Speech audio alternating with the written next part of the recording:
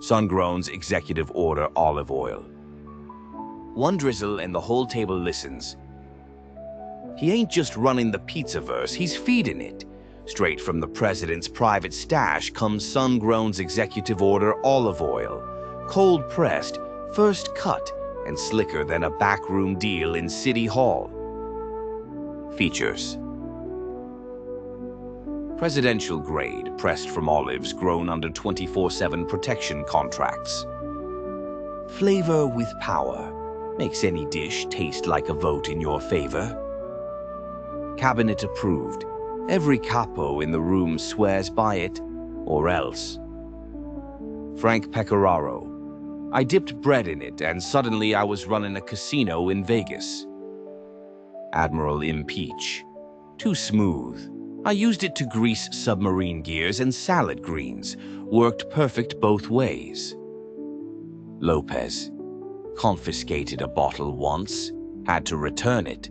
Couldn't stop cooking with it. Special offer.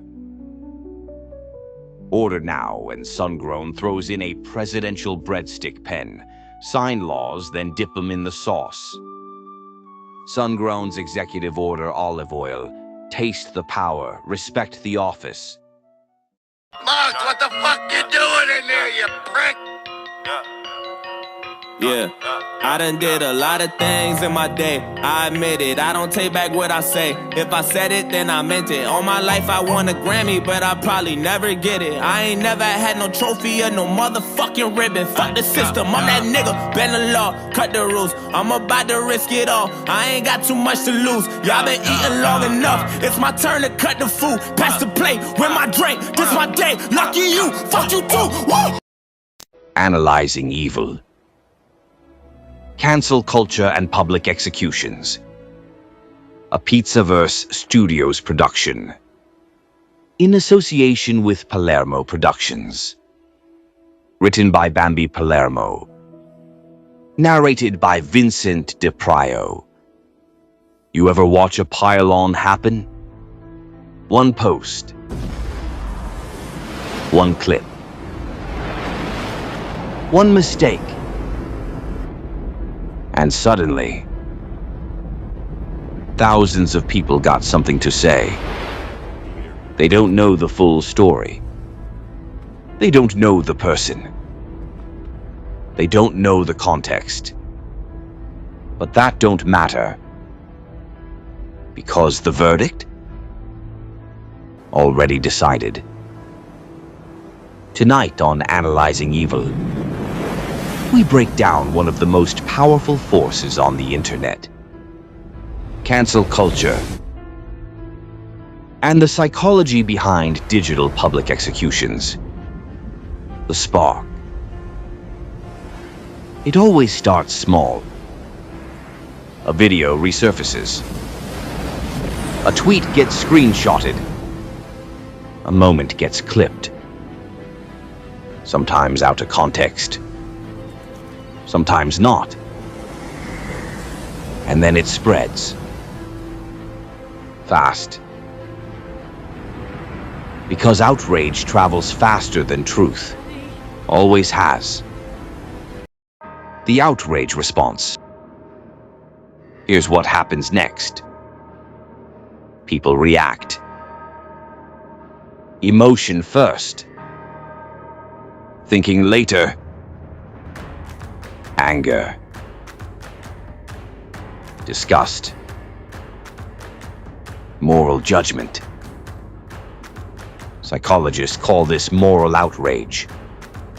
It feels good.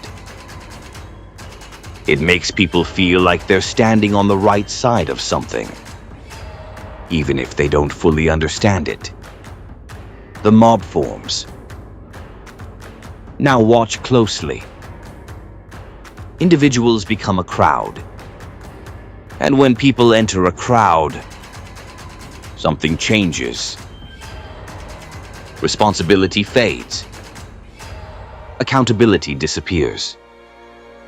This is called de-individuation. It's what lets normal people say things they'd never say face to face. Judge, jury, executioner. Online, there is no system, no investigation, no defense, no due process. There's only reaction. And the louder the reaction, the more it spreads. Followers become jurors. Strangers become judges. And punishment? Immediate. PSA, Bambi Derangement Syndrome, BDS. There's a condition going around. A real brain itch. We call it Bambi Derangement Syndrome. Symptoms include obsessive watching, screenshot hoarding, fan fiction level lies, and the unshakable belief that you personally know Bambi Palermo, despite never meeting her, talking to her, or breathing the same air. These people don't follow. They study. They don't criticize. They invent. They'll say, I know how she thinks. I know what she's really like. I heard from a guy who knows a guy. No, you didn't. You heard it from the echo chamber between your ears. Let me make this real simple, sweetheart. Watching someone online does not make you part of their life. It makes you a viewer. That's it, roll credits. BDS sufferers often confuse curiosity with entitlement, opinions with facts, and obsession with relevance. They'll rewrite history, twist words, and swear on their grandmother's gravy recipe that they got inside info.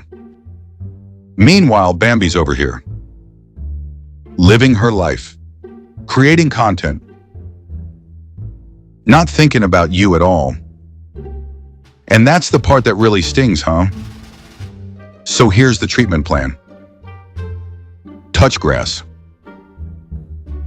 Stop making shit up.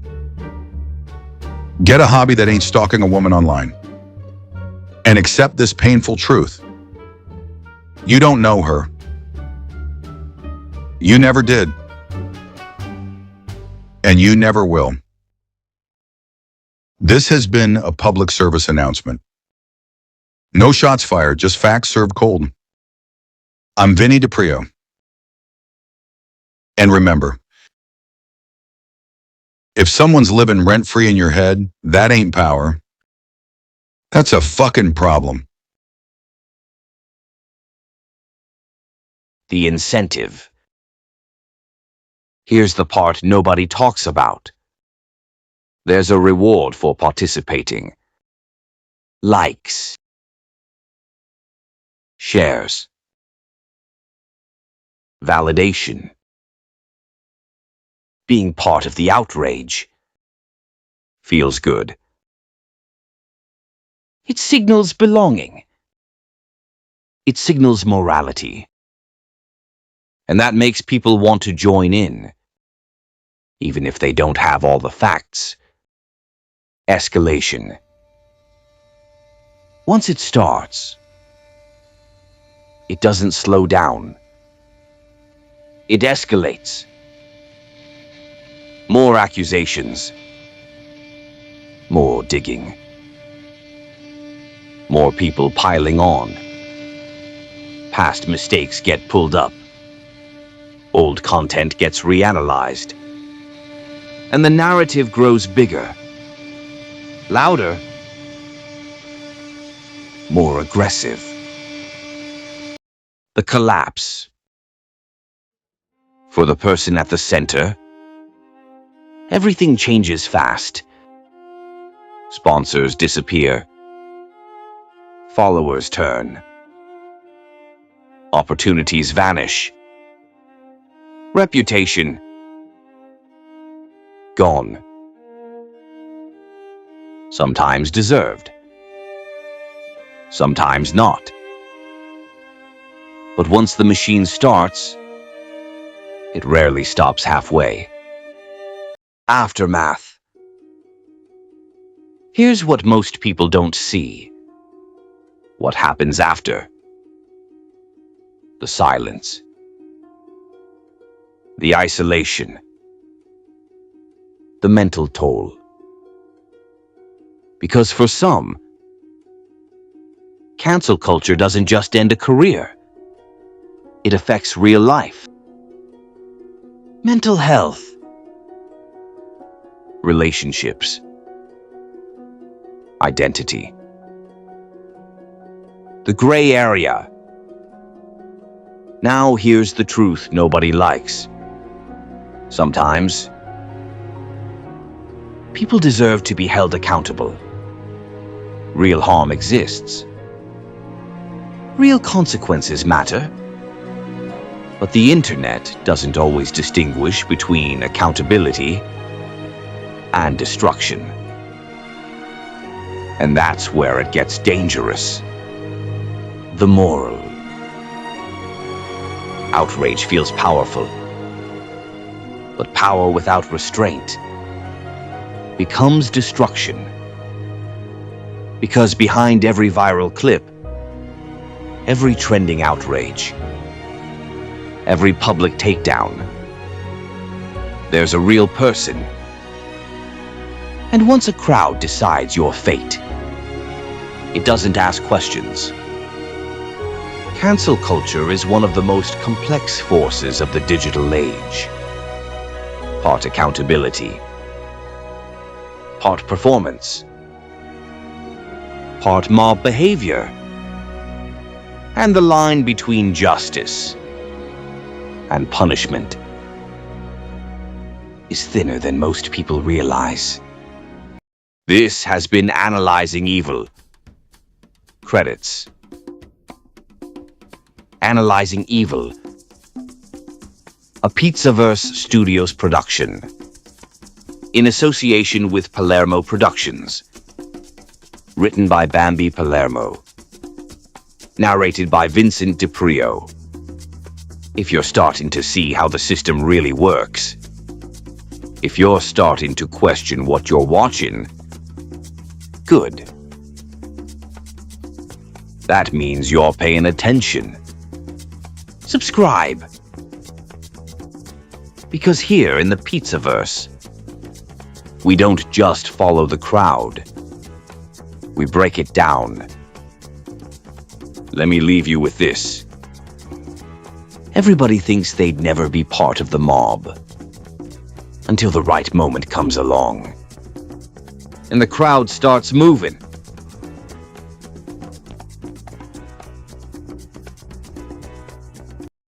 It starts with a message. Simple. Friendly. Harmless. Hey, how are you? On the internet, trust is built fast. Too fast. A conversation turns into a connection. A connection turns into a story. And the story feels real. But behind the screen, there's someone else. Watching. Learning. Calculating. Online scammers don't just steal money. They study people. They learn what you care about, what you fear, what you need. And then they use it. Emotion. Urgency. Sympathy. Pressure. Every move designed to pull you deeper in. A fake emergency. A fake opportunity. A fake relationship. And by the time you realize what's happening, it's already too late. Because the most dangerous scams don't look like scams. They look like trust. Next time on Analyzing Evil, we break down the psychology behind online scammers, how they manipulate, why people fall for it, and how deception became one of the internet's most profitable games. Analyzing Evil.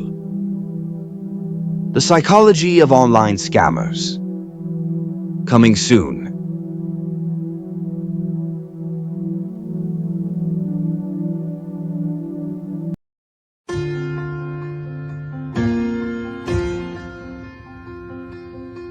I've gotta keep the calm before the storm. I don't want less, I don't want more. Must bar the windows and the doors to keep me safe, to keep me warm. Yeah, my life is what I'm fighting for. Can't part the sea, can't reach the shore. And my voice becomes the driving force. I won't let this pull me overboard. God, keep my head above water, don't let me drown. It gets harder, I'll meet you there at the altar as I fall down to my knees. Don't let me drown, drown, drown. Don't let me drown. So pull me up from down below, 'cause I'm underneath the undertow. Come dry me off and hold me close. I need you now, I need you most. God, keep my head above water, don't let me drown. It gets harder, I'll meet you there at the altar as I fall down to my knees. Don't let me drown, drown, drown. Don't let me drown.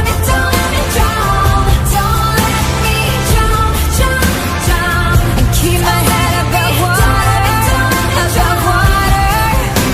And I can't see in the stormy weather. I can't seem to keep it all